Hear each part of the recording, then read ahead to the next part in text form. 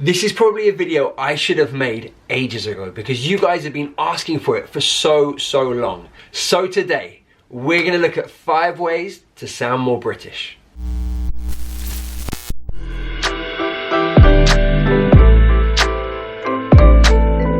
Hey guys, welcome. If you haven't met me before, my name is Tom and I teach fresh, modern British English so you guys can take your English to the next level and achieve your life goals, whatever they are. Now today, we're looking at 5 ways to sound more British. So I've picked out 5 features of British English that differentiate it from American English. Now, of course, there are many variations of British English. There are lots of different accents. So I'm going to teach you with my accent, which is a London accent. It's a Southern English accent, but I will be referencing other accents in Britain. So I'm going to be contrasting all these features of British English with American English examples so that you can see the difference. All right, so if you're ready, let's get into number 1. All right, our first feature is the vowel sound ah. In my accent, I would say ah. But in American English, they would say ah. Now let's take the word banana. Banana. As you can hear, I'm saying the second vowel there, ah. Banana. Banana. In American English, that's banana. Banana. So they're using the ah sound. Now there is a split in British English as well. So in Britain, a lot of the accents further north in England and Scotland are going to have the ah sound. Whereas in the south, in London, those kind of areas around London, it's going to be ah sound. Okay, so I'm going to choose a few words and I'm going to say it in a Southern British English accent, and then I'm going to do it in an American accent to give you that contrast. So, banana, banana. Bath, bath. Laugh, laugh. Example, example. The Sahara, the Sahara. Don't get me wrong guys, my American accent isn't perfect, alright? I know that it's not quite right. I'm giving you an approximation of what it sounds like, okay? So, yeah, forgive me, America, for my slightly poor pronunciation.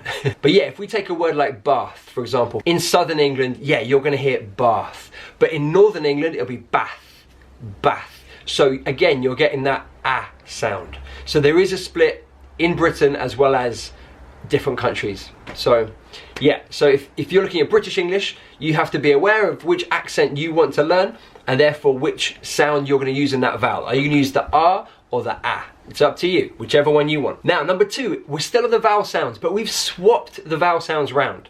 So in British English, I'm saying ah, and in American English, I'm saying ah. So let's take the word pasta. In British English, we're going to say pasta with the ah sound there.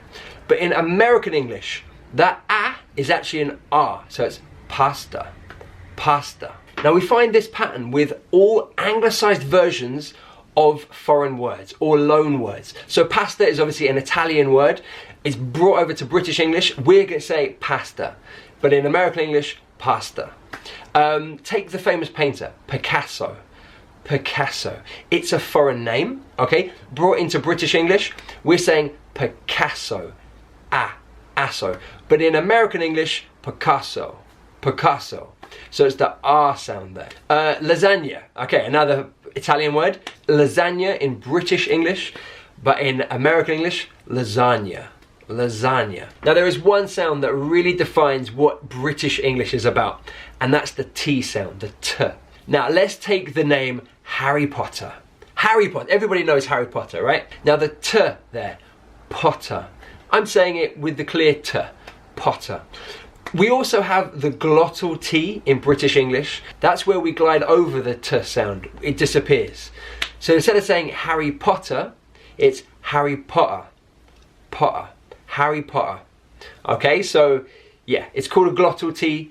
It's a feature in quite a few accents in British English.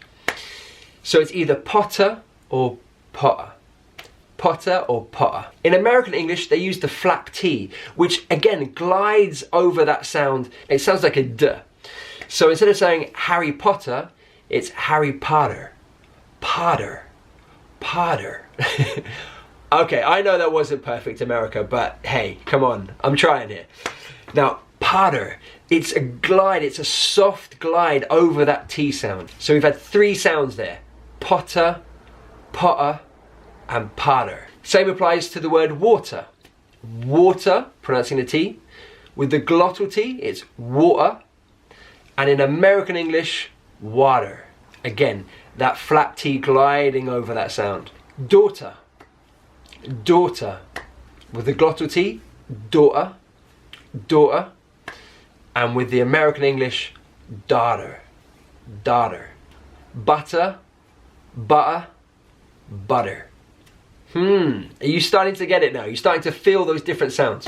Alright, next one. Feature number 4 is the schwa sound. This is the most common sound in British English, the sound, the sound. I've done a video all about the schwa. If you want to go check it out, I'll link it right up there. So we find the schwa sound commonly when the word ends in R. So for example, better, better, the there, better. With that glottal T, better, better, but I'll use it with the T, so better. Now in American English, what they do is they really pronounce that R. So it's not better, it's better, better. And you've got that sound, the R sound at the end. So in British English, we say better. In American English, better. Take the word bigger, bigger. In British English, bigger, bigger. In American English, bigger, bigger. Alright, so those are 4 really interesting pronunciation features of British English. Now, one that people often forget about is word stress. Now, word stress is a real feature of British English and contrasting it with other types of English, particularly American English. So if we take the word adult, in British English, we're stressing it on the first syllable, adult.